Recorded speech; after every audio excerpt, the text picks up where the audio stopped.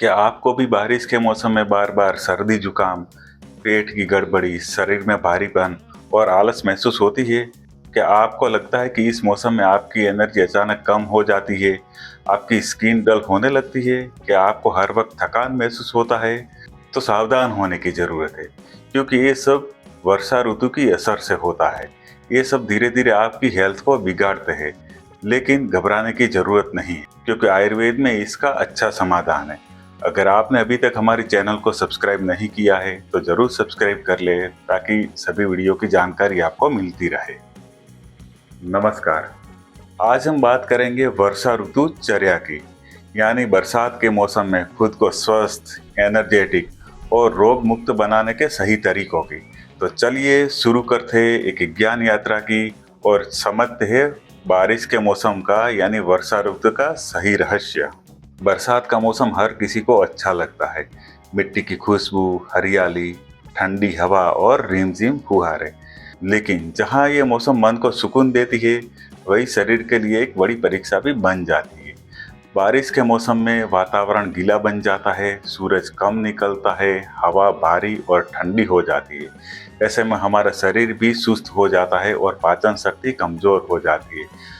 इसके कारण शरीर में गंदगी इकट्ठा होने लगती है और यही गंदगी धीरे धीरे अनेक बीमारियों का कारण बनती है।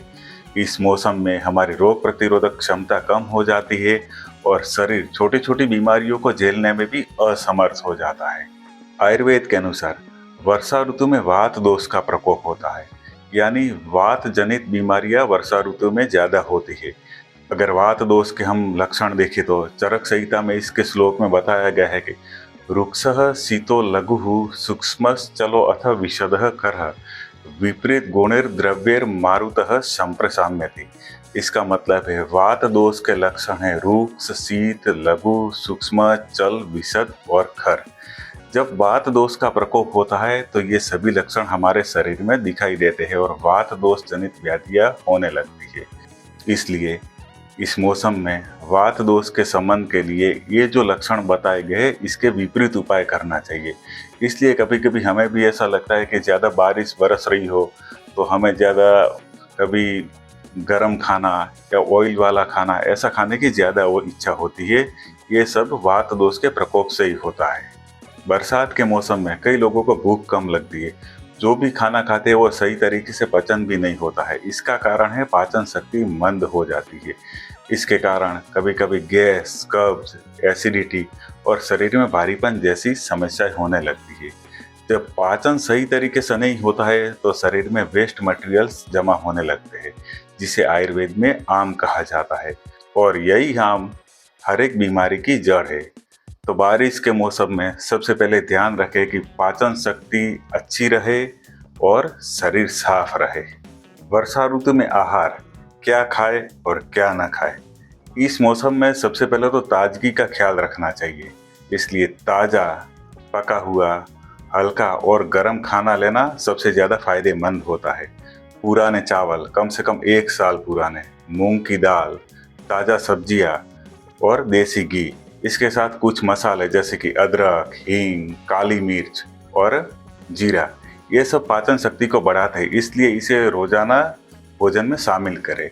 बारिश के मौसम में खाना संतुलित रखें, न भूख से ज़्यादा खाएं और न ही भूखे रहे। खाने से पहले थोड़ा सा अदरक जूस लेना हेल्थ के लिए अच्छा फायदेमंद होता है। इस मौसम में ठंडा, बासी खाना, दही, आइसक्रीम, बर्फ़ वाला पानी, भारी मिठाइयाँ और फ्रिज से निकली कोई भी चीज़ न लें। कच्चा सलाद और ज़्यादा फल भी इस मौसम में पचने में भारी पड़ सकता है, इसलिए हल्का पका हुआ या हल्का सा भुना हुआ भोजन ही बेहतर होता है। अब देखते हैं वर्षा ऋतु में दिनचर्या कैसी होनी चाहिए। तो सबसे पहले सुबह में उठते ही गर्म पानी पिए, इससे शरीर साफ होता है और पूरे दिन हल्कापन महसूस होता है। सुबह में थोड़ा प्राणायाम जैसे कि कपालभाति और अनुलोम विलोम प्राणायाम करें। यह न सिर्फ शरीर को एनर्जी देता है बल्कि मन को भी शांत करता है। सुबह में थोड़ा व्यायाम करें, जैसे थोड़ा टहलना या योगासन, ये भी शरीर के लिए फायदेमंद होता है। दोपहर में सोने से बचें, क्योंकि इससे शरीर में भारीपन बढ़ता है और कफ दोष का प्रकोप भी हो सकता है।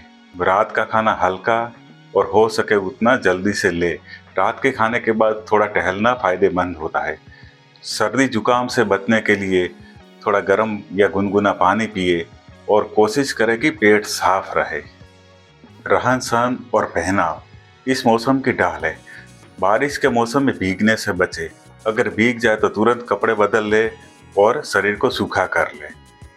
भीगे हुए जूते और भीगे हुए मोजे कभी ना पहने, क्योंकि इससे फंगल इन्फेक्शन हो सकता है। हल्के सूती से बने और ढकने वाले कपड़े पहने ताकि हवा और नमी से बचाव हो सके। घर में भी बाथरूम को साफ और सूखा रखें और भोजन में भी नमी जमा न होने दें। बारिश के मौसम में स्वस्थ रहने के लिए और कुछ घरेलू उपाय भी कर सकते हैं, जैसे कि त्रिकटु चूर्ण, जो सौंठ, काली मिर्च और पीपली का बना हुआ होता है, उसे थोड़ी सी मात्रा में आधा से आधा चम्मच जितना आप भोजन के बाद दिन में 1 या 2 बार शहद के साथ ले सकते हैं। यह भी पाचन को बेहतर बनाता है और सर्दी जुकाम जैसी बीमारियों में भी फायदेमंद होता है। हल्दी वाला गुनगुना दूध पिए, ये रोगों के संक्रमण से बचाव करता है। घर में भी कपूर, लोबान या गोधूप जलाना, ये घर में हवा को साफ करता है। हर रोज तिल के तेल से शरीर की मालिश करें, इससे शरीर भी मजबूत होता है और वात दोष भी शांत होता है। सप्ताह में 2 बार नश्य करें, यानी नाक में तेल डालना, इससे सिर, साइनस, आंखें और मस्तिष्क में मजबूताई बढ़ती है और स्वस्थता होती है। मानसिक स्थिति और भावनाओं का संतुलन इस मौसम में मन सुस्त हो सकता है और मनोबल भी गिर सकता है, इसलिए खुद को सकारात्मक ऊर्जा से भरें, जैसे ध्यान करें, संगीत सुने, कुछ सकारात्मक किताबें पढ़ें या अपनों के साथ वक्त बिताएं। जैसे शरीर को तेल मालिश से अच्छा लगता है, वैसे मन को भी सकारात्मक विचारों की जरूरत होती है। दोस्तों, वर्षा ऋतु को सिर्फ आप एक मौसम नहीं बल्कि प्रकृति का संदेश समझे और थोड़ा सा अनुशासन अपनाएं और आयुर्वेद के इन सरल उपायों को अपनाएं, तो यकीन मानिए, तो न सिर्फ इस ऋतु में बल्कि हर वक्त और पूरे साल में आपकी हेल्थ शानदार बनी रहेगी। और याद रहे, स्वस्थ से स्वास्थ्य रक्षणम आतुरस्य विकार प्रशमनम च। इसका मतलब है स्वस्थ व्यक्ति के स्वास्थ्य की रक्षा करना और जो बीमार है उसका इलाज करना। यही आयुर्वेद का उद्देश्य है। तो इस वर्षा ऋतु में प्रकृति के साथ तालमेल बिठाइए, खुद को हल्का, स्वस्थ और संतुलित रखिए और अपने जीवन को रोग मुक्त और एनर्जेटिक बनाइए। अगर ये जानकारी आपको अच्छी लगी हो तो वीडियो को लाइक करें, शेयर करें और हमारे चैनल को सब्सक्राइब करना ना भूलें। और कमेंट में ज़रूर बताइए कि आप बारिश के मौसम में क्या सावधानियां रखते हैं और अगला वीडियो आप किस विषय में देखना चाहते हैं। फिर मिलेंगे नई जानकारी और नए विषय के साथ। तब तक स्वस्थ रहिए, प्रसन्न रहिए। आभार।